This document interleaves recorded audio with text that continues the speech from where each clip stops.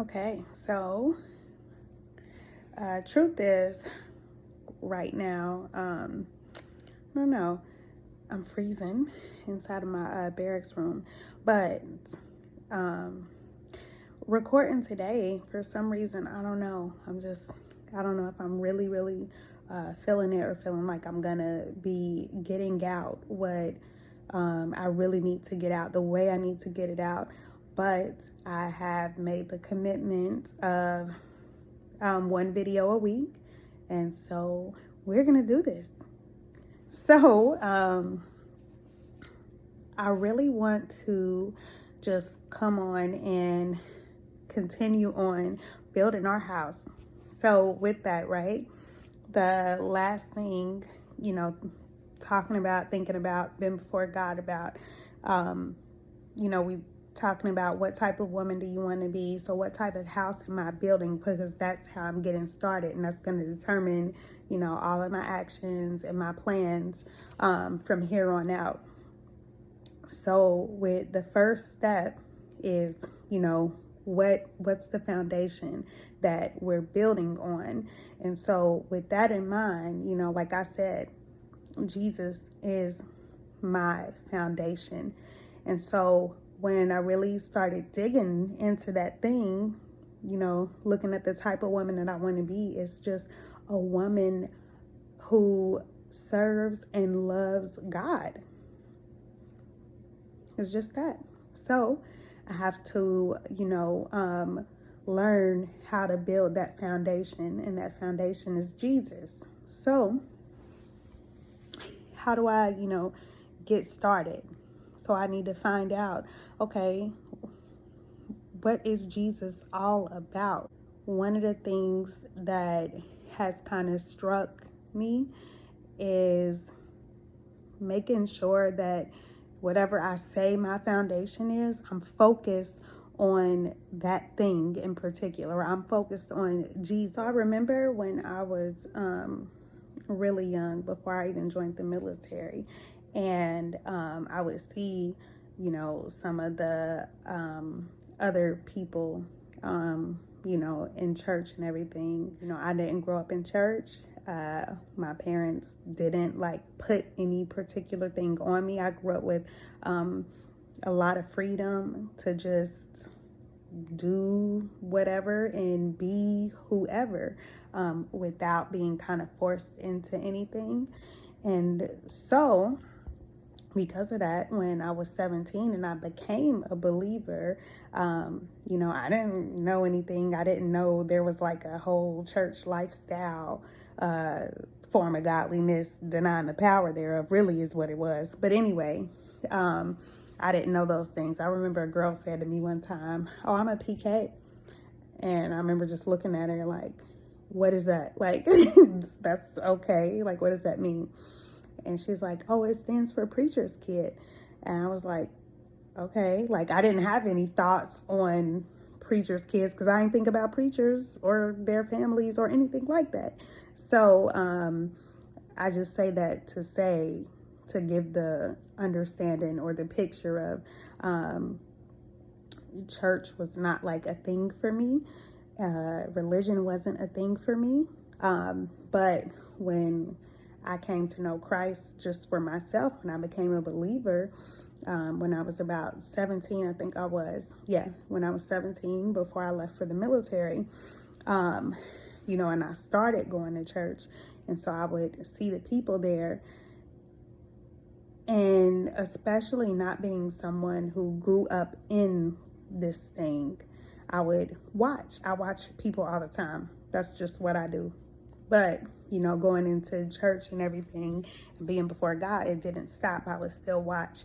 And so I would watch people. And then, not that it matters now because I don't even think this way, but, back then, what the church would call big deal type things, if people got pregnant or whatever the church would consider a big deal, or more so one of those visible fallings or whatever you want to call it. So when I would see those things, it would be okay, dang, somebody else. And, you keep seeing it and you keep seeing it.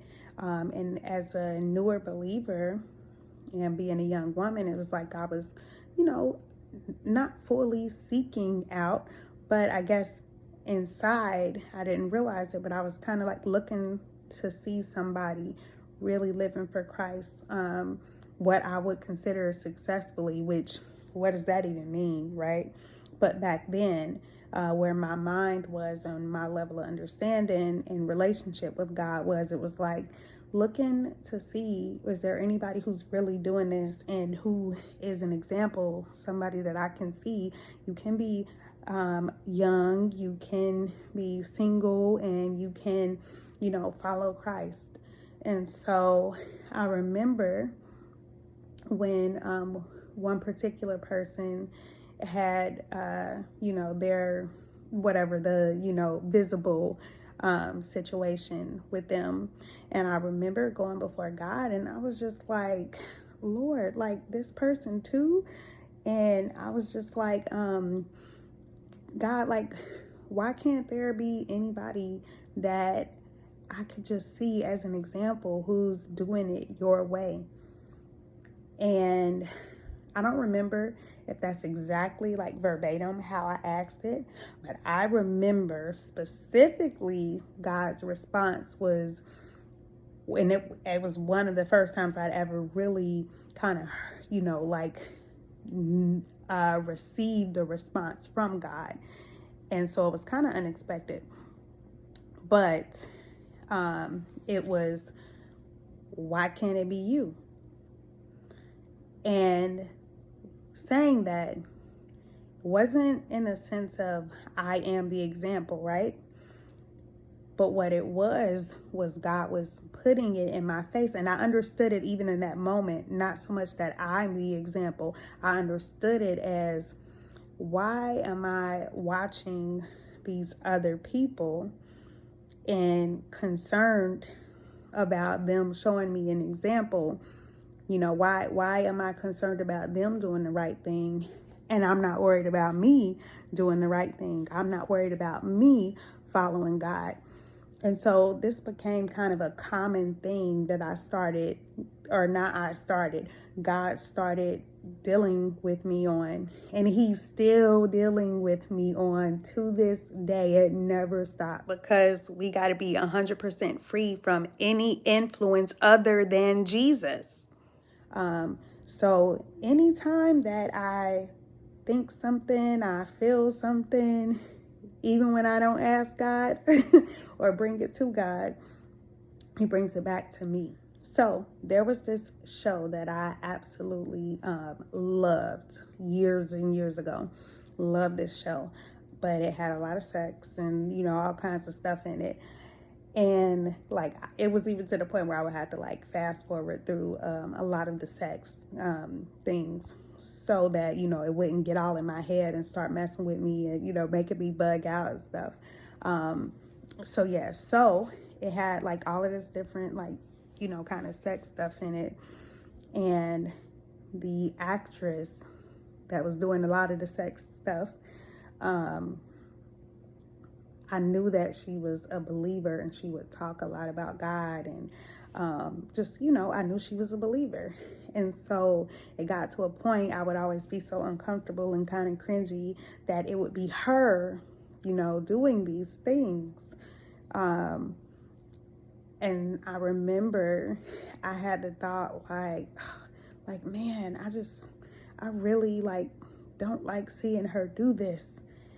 And I didn't ask God, but that's when God really started speaking to me.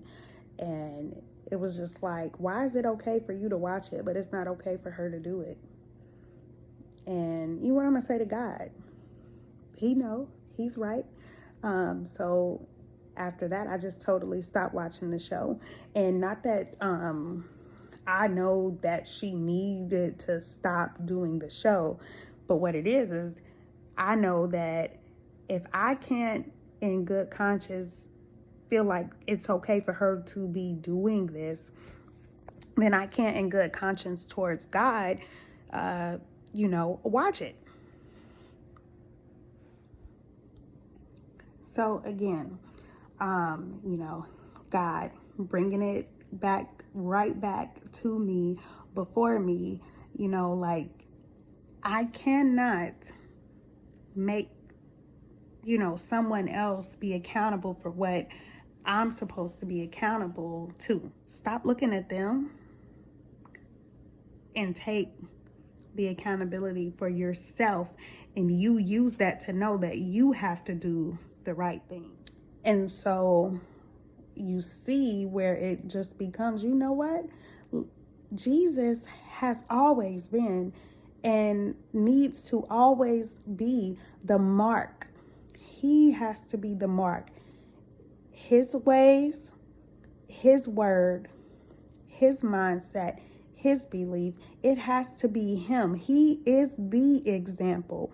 And so when we try to make other people, even down to, people in the word of God, they are still people. So when we make other people and other things and systems and other standards, when we make those things our example instead of making Christ the example, then basically what we're saying to God is that I just want to, I want to be able to still not have full accountability. We 100% have to let Jesus and only Jesus be our mark, so that when we see others and we see the world and the systems of this world, when we see them going the way that's not God, that's not Jesus, that's not the word of God, we know not to go that way,